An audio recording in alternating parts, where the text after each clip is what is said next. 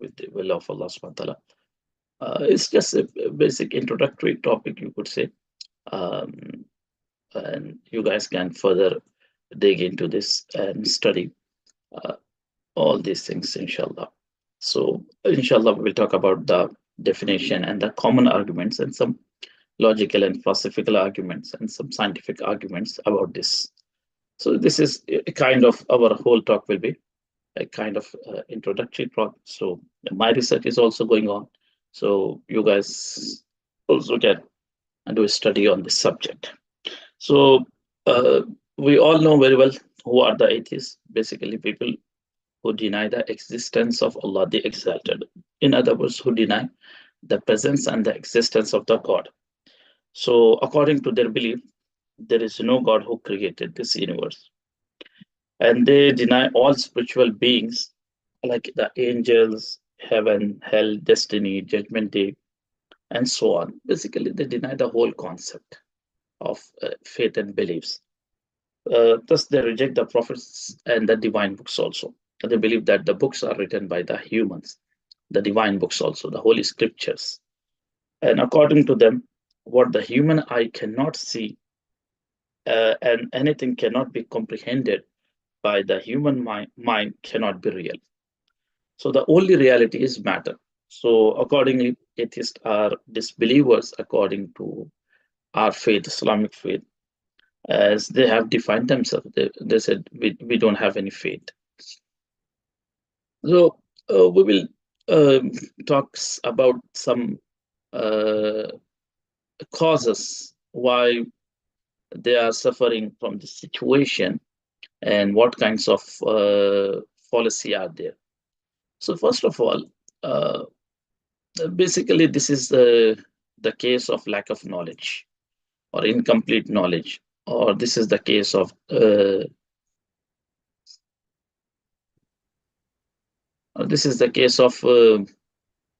doubt. So this is not based on the.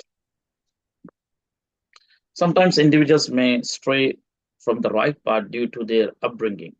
Some parents might strongly encourage or force the children uh, to follow religious and cultural practices without a full understanding of the classification in the Sharia laws. So, like sometimes they force and they expect the children supposed to do each and everything with the full spread. So, in Islamic Sharia laws, there are 5 recommended actions and 5 prohibited actions, each with varying levels of emphasis. So it starts from fard, wajib, sunnah, and the 2 classification of sunnah muakkada and sunnah ghair muakkada. And then the last one is mustahab. And on the side of avoiding, don't. So haram, makruh tahrimi, isa'at, makruh tanzihi, khilaf awla. So inshallah, in our later sessions, I'll explain all these things. So um, it is crucial to fulfill all the all the recommended acts and avoid all the prohibited acts for a common man. So some things for each and every person supposed to do, and some things each and every person supposed to not do, and some things it is based on everyone's choice, will, and Sharia encourages, Sharia suggests and advises, like like Sharia asks to fulfill the farais and the wajibat in normal situations, sunnah muakkada.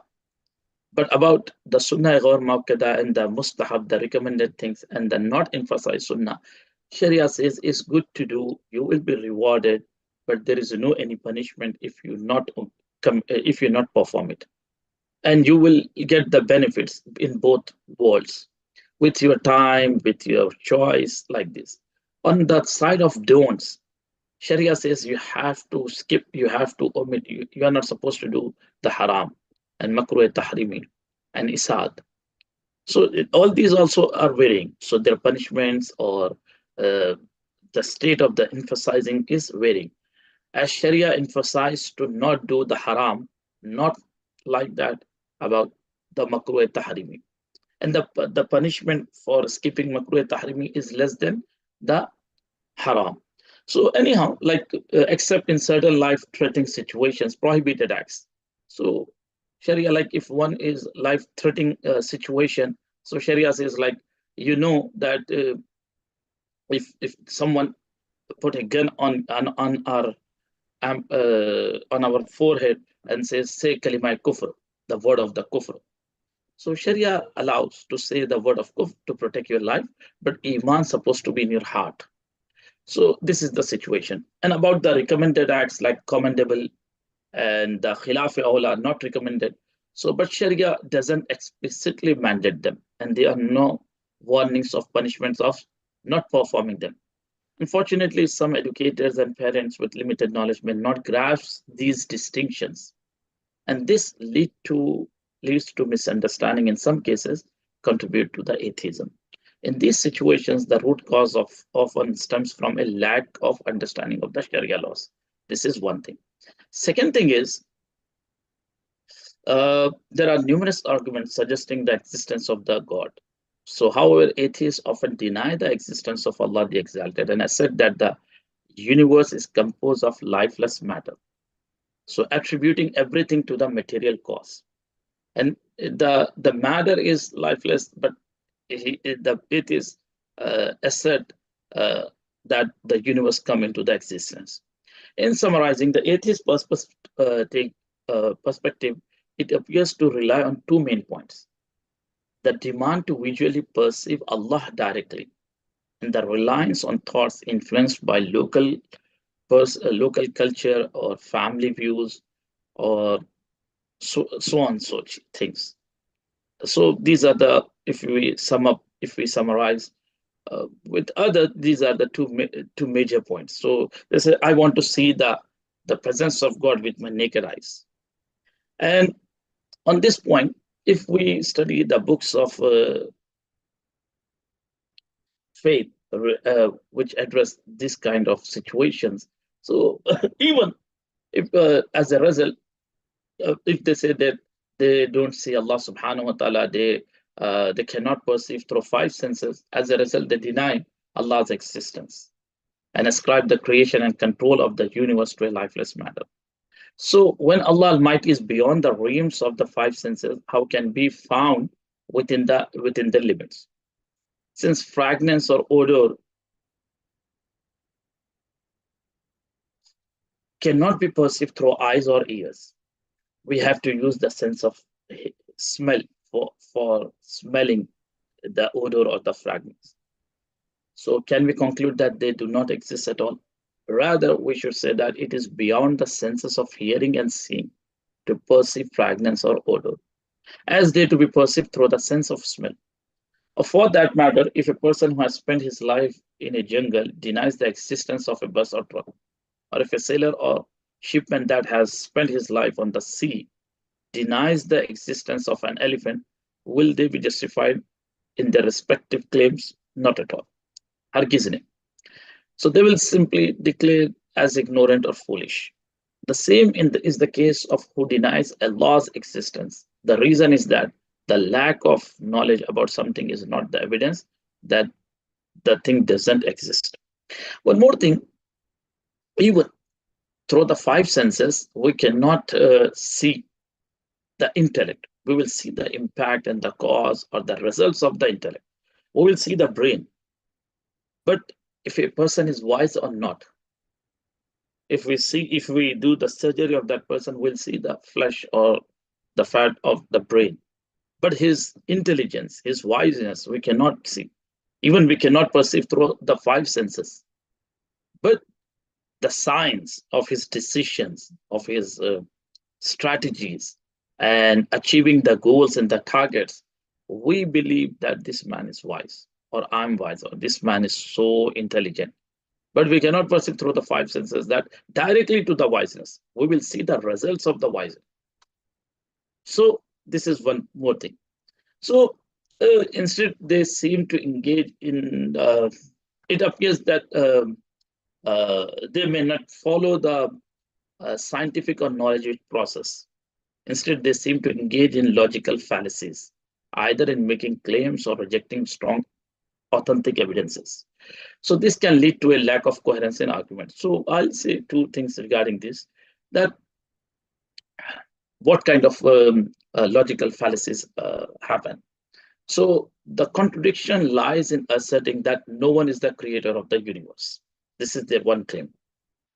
And on other hand, they ask to the believers the question, who created the God? So on one hand, they said everything came into the existence coincidentally without a creator. On other hand, they ask the believers who created the God. So we will see that one may ask, why is it necessary to have a cause or creator for the universe? So here is the following answer.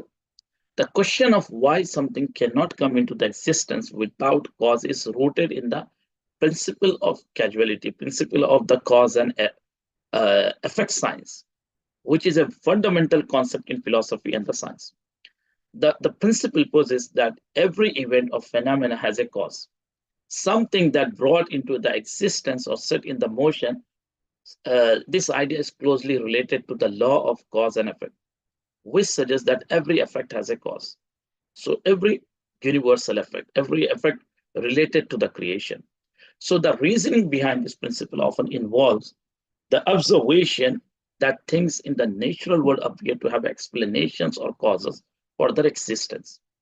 So in scientific inquiry, cause and effect relationships are very much essential for understanding and explaining various phenomena. Why we are talking about the cause and the effect, why we says who is the creator of this universe, how the things came into the existence. So from a philosophical and logical perspective, the idea of something coming into the existence without a cause raises questions about the nature of the existence and the consistency of the natural order. Why we are asking this? If there is no any cause and effect thing, so why nature of the existence and how this kind of the consistency of the natural order exists?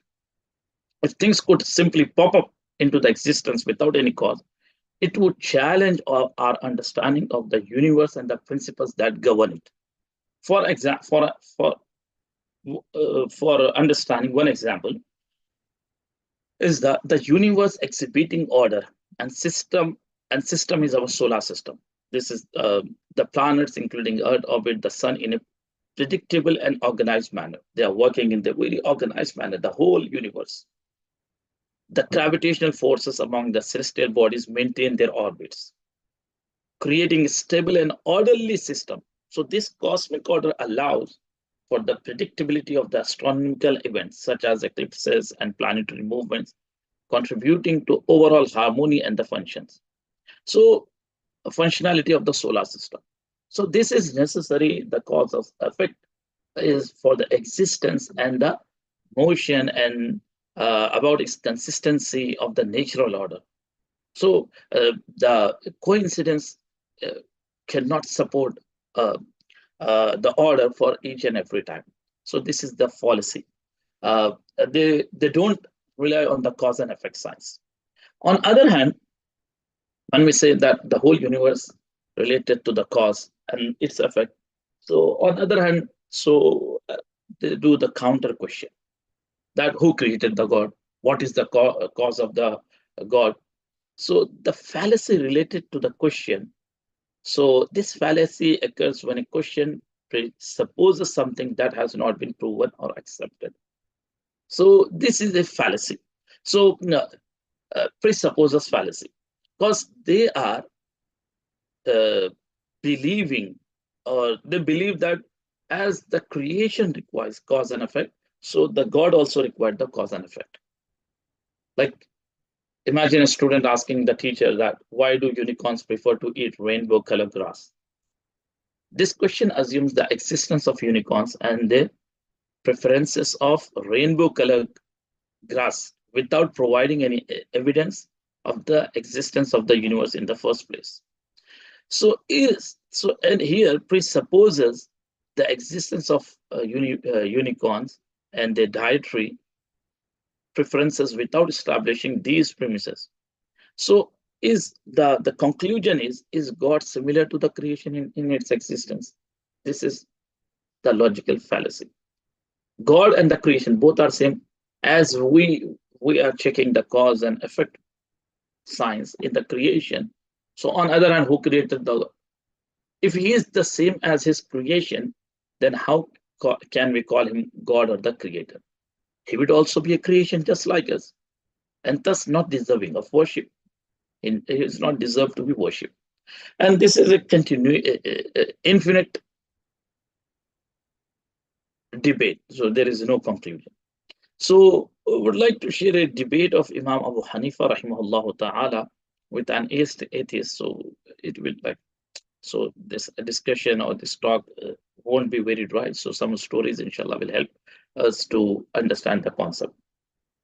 A foreigner challenges the existence of God in a Muslim city. The people, instead of dismissing him, decide to engage a debate with their best debater, Abu Hanifa rahimahullah ta'ala, to whom we follow in our sciences of laws.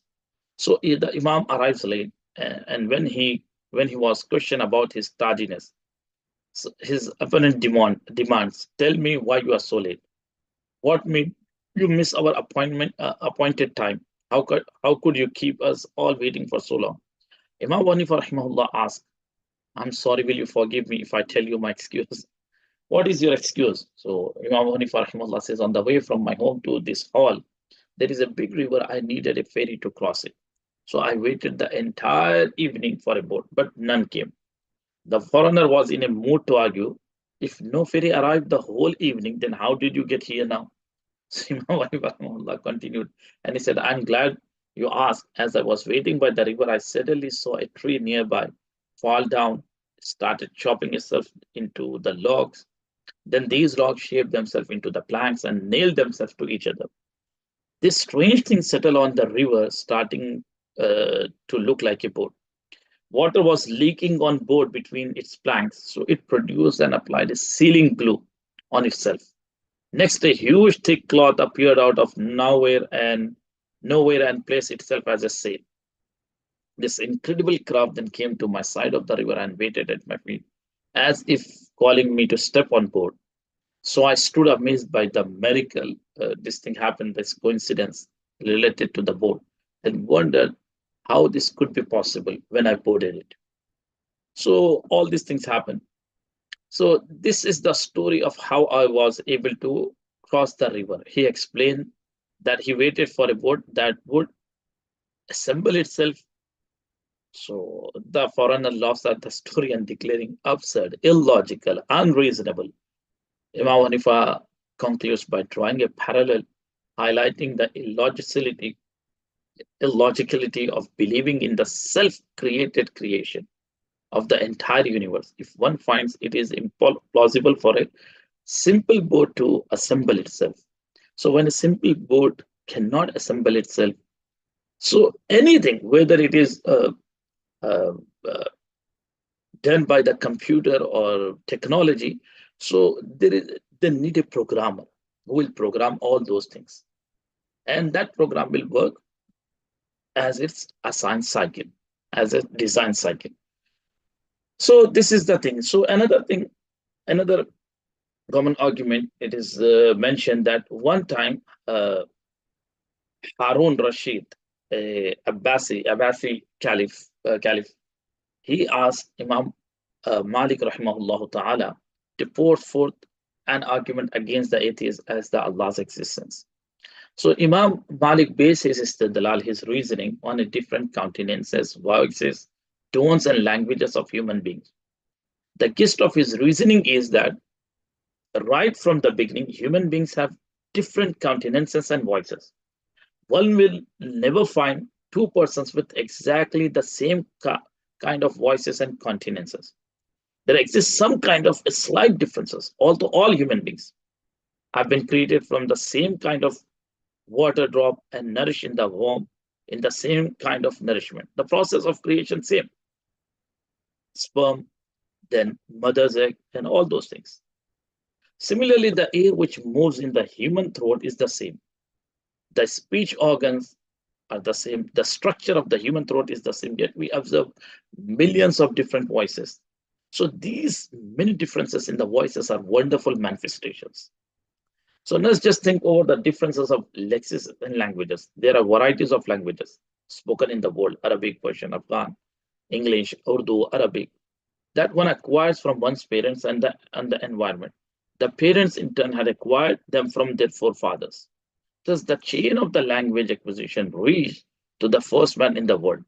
Now, the question is from where the first man acquired all these languages. So, likewise, in the same manner, human beings differs in dialects, colors, and the countenances. What great acts of wisdom underlie? Many of these acts of wisdom are understandable through little reflection, whereas the remaining ones are beyond the access of human intellect. But the question is where from these many differences in colors, dialects, continences emerge. So, which render one person different from the other. Although everyone has two arms, two legs, two ears, and a nose, and it never happened that for identification among the four sons of a person, one of them might have three eyes or four ears. To say that it will all done by the blind, deaf matter is but a ridiculous conclusion which could be accepted by some ignorant or the foolish person, believing that all these things are coming into the existence through a lifeless matter. So there are numbers of signs that Allah exists. So as Allah subhanahu wa ta'ala says in Quran Majid, وَمِنْ آيَاتِهِ خَلْقُ السَّمَاوَاتِ وَالْأَرْضِ وَاخْتِلَافُ أَلْسِنَتِكُمْ وَأَلْوَانِكُمْ إِنَّ فِي ذَلِكَ لَآيَاتٍ لِلْعَالِمِينَ. And among his signs is the creation of the heavens and the earth. There are the signs of Allah's existence. And the difference of your tongues and the colors, your speeches and the colors, surely is there are signs for the person having knowledge. So this their case is completely based on like basically based on the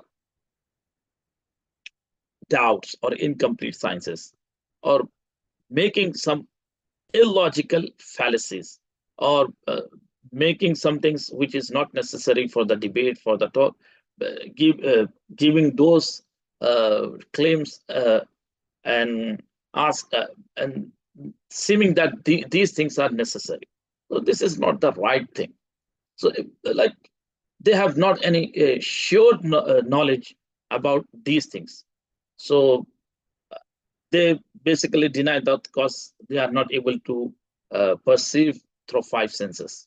So it turns out that they have no any strong evidence that just we don't see, we are not able to see, and we have the doubt. So they have no any surety. So the reason that surety depends is based on knowledge and evidence. So whereas nobody has any knowledge-based evidence that Allah doesn't exist, therefore, whosoever intends this negative belief bases his claim on mere doubt and the ignorance. And so far, doubt and ignorance are concerned, they have nothing to do with the reality. Just that we don't see, we want to see with the forehead eyes. And sometimes, like, I pray Allah subhanahu wa ta'ala a couple of times, but I didn't get it. So this is not to answer the duas and to fulfill the duas each and every time. This is not necessary for the God, because Allah knows what is best for you. The God knows what is best for us. Sometimes He doesn't give, but we know when we study the books. So there are numbers of benefits. If someone says, "Ya Allah, kill me, kill me, kill me," so that is not necessary to listen. And we're supposed to know that Allah, no doubt, He listens the prayers. He fulfills what we are asking as His Majesty suits Him. But always we have to believe that He is the Lord and the Creator, and He is the Master. And we are the creation. We are not His Master. Even many times we see the children who born and the parents who gave them birth, they don't listen to the parents. So the employees, he doesn't listen to the boss. But can we expect that if someone is working in our staff and he is expecting, we're supposed to do each and everything what he is asking? So we say, no, I'm the boss. So Allah is the boss. No doubt, when He doesn't fulfill the wish, He saves that prayer. Either He gives best of it, either He remove any hurdle from the life. He doesn't give you what we are asking, but He protects from due to on basis of that prayer Allah subhanahu wa ta'ala protects, or He will give the best reward, the best thing of that prayer related to that prayer in the akhirah. So there are many things. So this is a brief talk about these things. Inshallah, we will continue on this. So you guys also let me know if are other questions also related to this topic. So if I'm able to answer promptly immediately, that would be great. If not, inshallah, I'll do research on this, and inshallah, I will let you know. So, so inshallah, either text me or answer, inshallah. So now, inshallah, we will continue our fifth session. This is so one of the common argument we discuss. I shared basically, not discuss. So, so inshallah, today we will talk about the farais of the wudu and the sunnah method of performing the wudu. So, anyone of you knows what are the farais in the wudu? What things are necessary in the wudu? That if we miss any of it, the wudu is not done.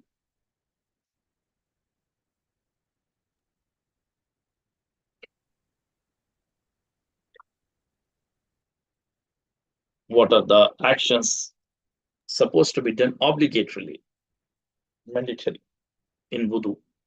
So the fard is you have to wipe your hands, the face, the feet, and the hair, right?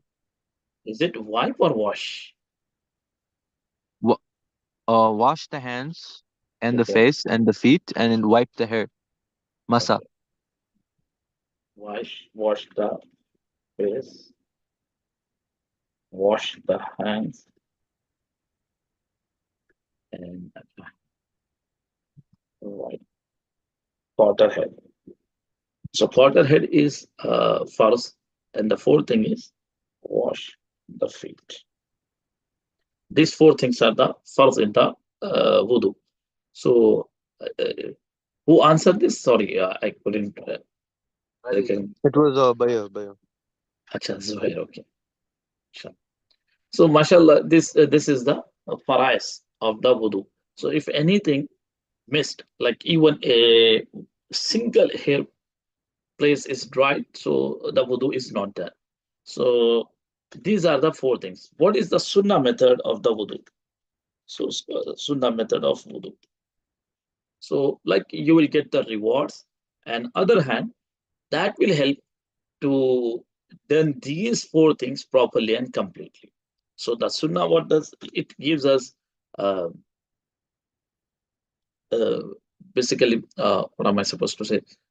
Gives us more rewards, and it helps to perform these things. Because for making, for doing wudu, the water supposed to be uh, uh, the three qualities of water supposed to be in its actual position and actual state, like color,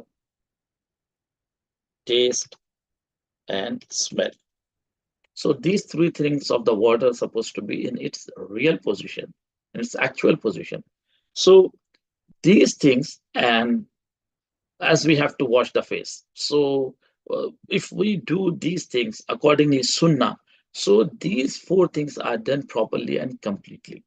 So first of all, the first requirement is the water supposed to be in the actual state. Like if water is mixed with the vinegar, if water is mixed with the milk, if water is mixed with the rose water, if water is mixed with the saffron. So in all these situations, in all these cases, uh, that water is not capable, uh, so that we could do wudu by that. So that's why the color, the taste, and the smell. At least it's said at least two natural things of what is supposed to be, in which three things found, two things, in which two things found, at least one thing supposed to be in the actual state, like in bucket or somewhere. So if these three things are, for checking these three things, first thing is a person should recite, first of all, he's supposed to say Bismillahir Rahmanir Rahim, because there is a reward of the Sunnah.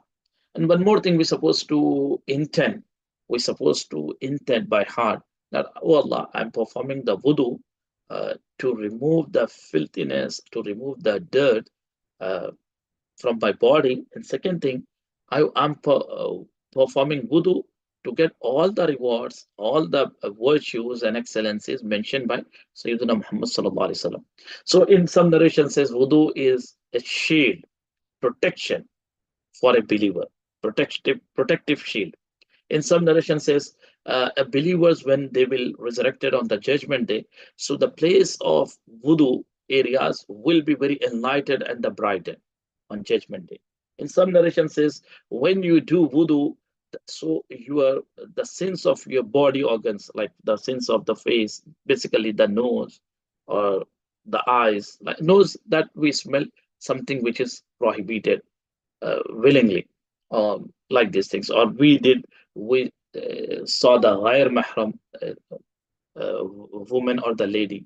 So all these, sometimes we speak ill things by our mouth. So all these things remove the sins. The face wash, the mouth gargling, uh, removes the sins related to those organs.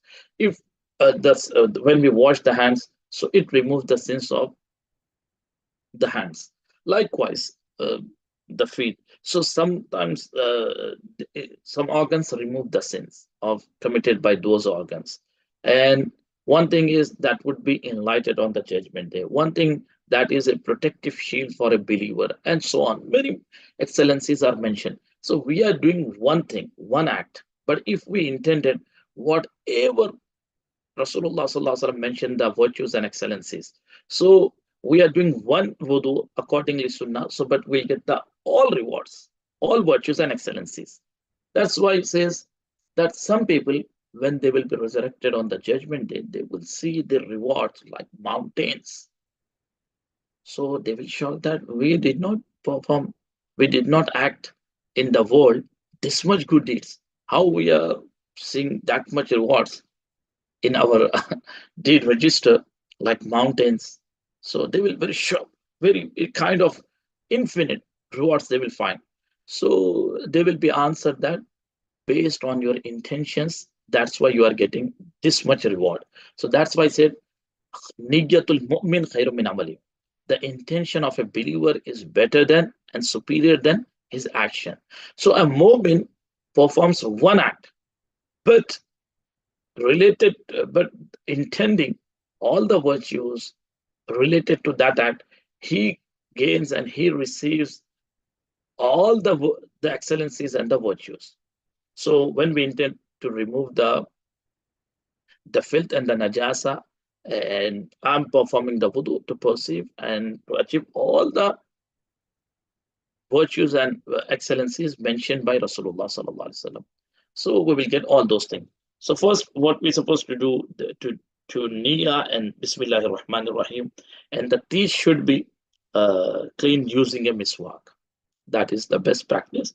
If the miswak is not available, then the index finger we should supposed to do. And this is Sunnah Muakkada. Emphasize Sunnah. So it helps if anything is stuck in the mouth.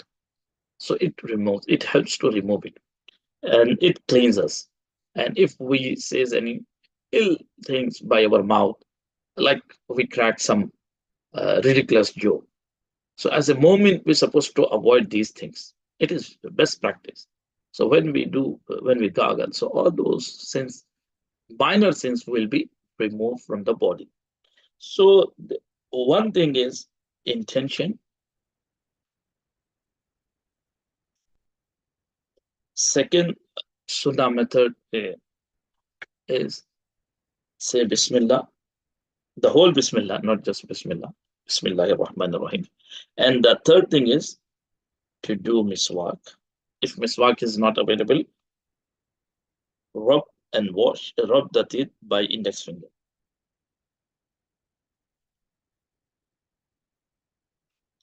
And the fourth thing is the hand should be washed 3 times up to the.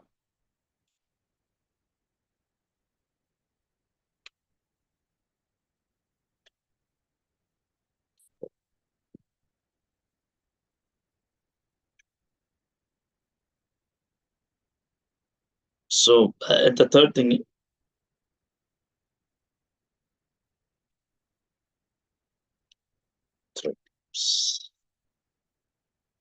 So starting with the right and followed by the left. So both hands, it is not proper sunnah to wash both hands together. So, and the next is using right hand for gargle. Take the water by using the right hand fist. Take the water and gargle 3 times. This also. And the sixth is same thing, cleaning the nose by using the small finger. Here it is said that it is called the little finger or the small finger. This one in American English. You can say small finger. Okay, a small finger. Good. Well, actually, there is a kind of difference in what you say, British English and the American English. So our education system, the Indian education system based on the British standard, because British has ruled there more than 200 years. So the Indian education system is based on the British standard. So that's why many words, like we write the word color like this, COLOUR, but here they write COLOR. So likewise, if we go to the apartments, so this is first floor. They call the ground floor, then first floor, second floor, third floor. But here, the first floor considered as the first floor, not the ground floor. So the apartment system is like this. There, cellar, basement. We use here basement. So basement, and then they call ground floor, or they said G+1, G+2, then first floor, then second floor, like this. This is the British English, second floor. And in here, basement, then first floor, second floor, like this, first floor. They call it ground floor, and here they call it first floor. So there is some minor differences. And uh, the date format is kind a little bit different. Here we write first month, date, and year. But uh, the British standard is date, month, and date format is date, month, and year. So still sometimes I'm confused because like more than 20 years we use that format, date, month, and year. So for when I see first date, month, it sometimes confused me. So so cleaning nose by using the small finger and to, and sniffing the water. But when we are fasting, we have to be careful. As I've mentioned before, in ghusl also, bath, shower, and in wudu also. If we take sniff the water forcefully and it reaches to the brain, so that nullifies the fast. So anyhow, we have to remain the whole day as we are fasting, but on after completion of the Ramadan, after end of the Ramadan, either in any month like Shawwal or Zulqaida, we have to make the fast. So we have to be a little bit careful while sniffing the water in the state of the fasting. Even in nafil fasting, the supererogatory or the optional fasting, we have to be like we are fasting on Monday or Thursday, or we are fasting on like 27th of Rajab or 15th of Shaban. Any fast, not just this is not specific with Ramadan. The any fasting we have to be like careful. Then the seventh is wash the whole face 3 times from top of the forehead until below the chin, and from one earlobe to next earlobe. This is when we say that wash the face. This is sun. This is for so we have to wash the whole face. A single air area, just a one air area, is not supposed to be dried. The wash means the water is supposed to flow. Like we wash and we feel, oh, here dry. So just with the wet hands we rub like this. This is not, wuzu is not done because washing the face is required. So each and every corner of the face, each and every part of the face supposed to be washed, not wiped.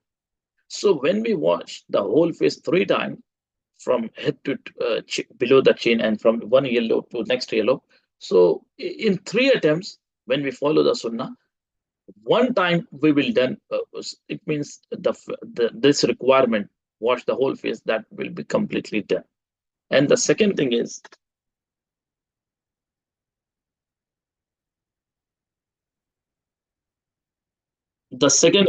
wash both arms 3 times,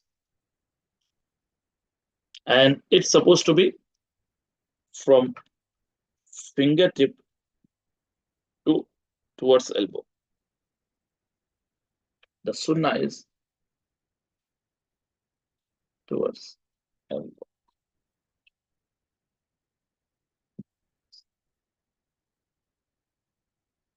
So inshallah, wash both arms, including elbow bone.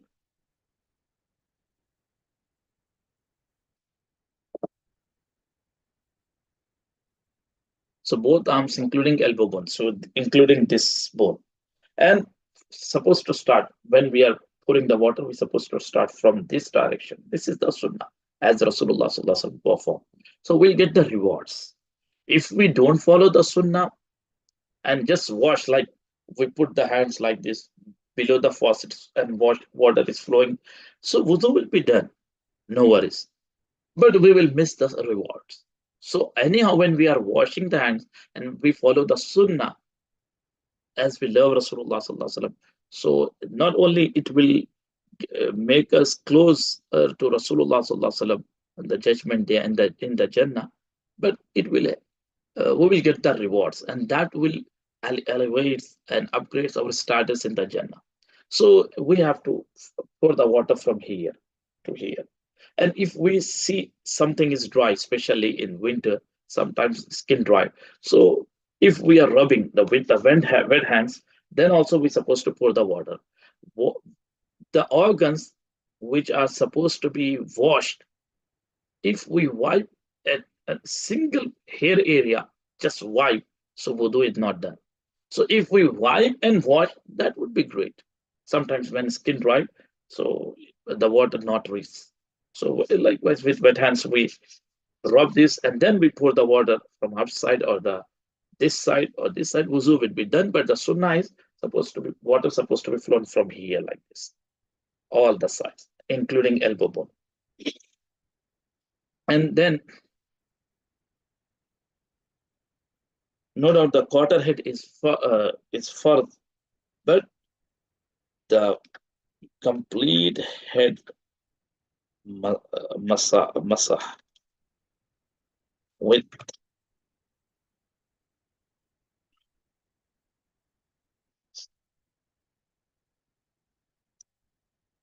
ears and the back of the neck once. So the complete head masa is the sunnah. I read there's this practice like this is the mustahab.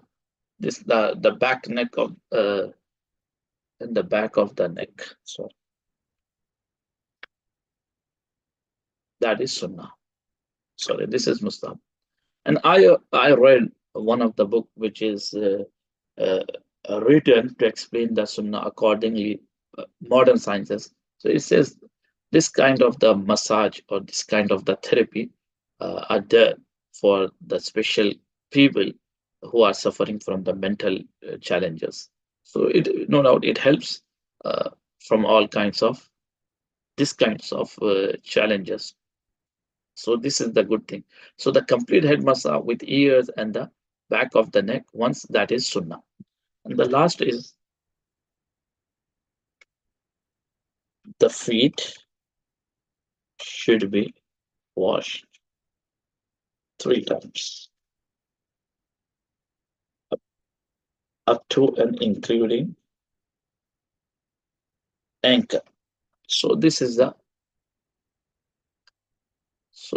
last thing. So when we should be washed three times. So this is the sunnah method. So it helps to get the rewards following when we follow this method, and this method helps to perform these four things very properly, completely, and it gives rewards, and it makes closer to Sayyiduna Rasulullah Sallallahu Alaihi Wasallam. So by performing the sunnahs with the love of Rasulullah Sallallahu Alaihi Wasallam, that makes us closer to Rasulullah Sallallahu Alaihi Wasallam. And we know that the top of the rank and the status of the Jannah, uh, only Rasulullah Sallallahu Alaihi Wasallam will hold in Jannah. So when we are closer to him as a follower, as a lover, as a servant of Rasulullah Sallallahu Alaihi Wasallam, so we will enjoy that benefits. Like if we attend, I don't know here is the culture or not, but in India, for the bride and the groom, some special dishes are prepared for their dining table for their dinner. One or two special dishes are prepared just for the bride and the groom to make to make them feel special. It happens. So, but the bride and the groom not eat alone. So they on that table of food, on the dining table, their family and friends also join. The very close family and the friends also join. It was prepared for the bride and the groom. Some special dishes.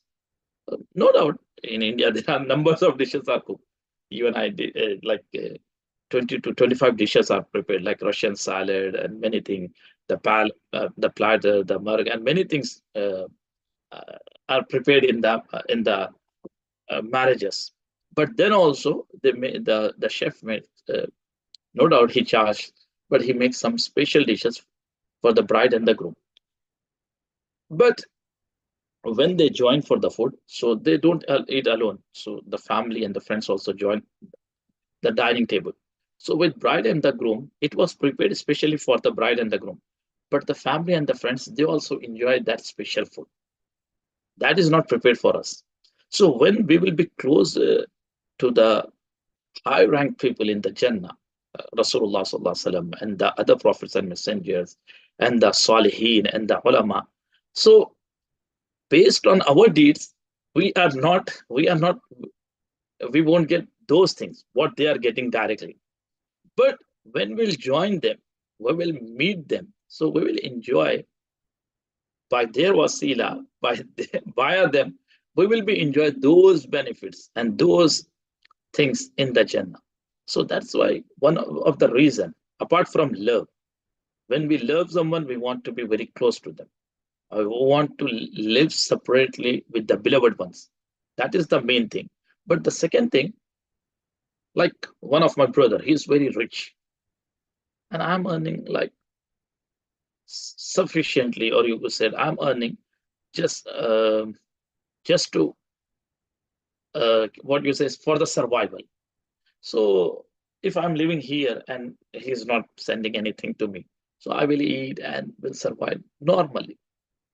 But if I am living with him in his house and he is like bringing food and anything, so I'm not earning that much, but I will enjoy the food. So that will be so. Performing the sunnah makes us closer to Rasulullah Sallallahu Alaihi Wasallam with the love, with his mercy, and there are many dimensions and realms of the love. But with that also, we will enjoy the foods and the many things of Jannah due to the blessed companionship of Rasulullah Sallallahu Alaihi Wasallam in Jannah. That's why we're supposed to prefer following the sunnah also. No doubt, if we perform these four things, just wash one time the whole face properly, three times, one time wash the both hands, including elbow bone, just cut our head and wash the both with that would be fine. You could pray the salah, that's it. No worries. But following these things, it will help us to perform these things properly and completely. And this will help to get more rewards, and this will help to be close to Rasulullah Sallallahu Alaihi Wasallam. So may Allah subhanahu wa ta'ala gives us tawfiq to follow the sunnah also. Amen. So, is there any questions related to these, or we can do it?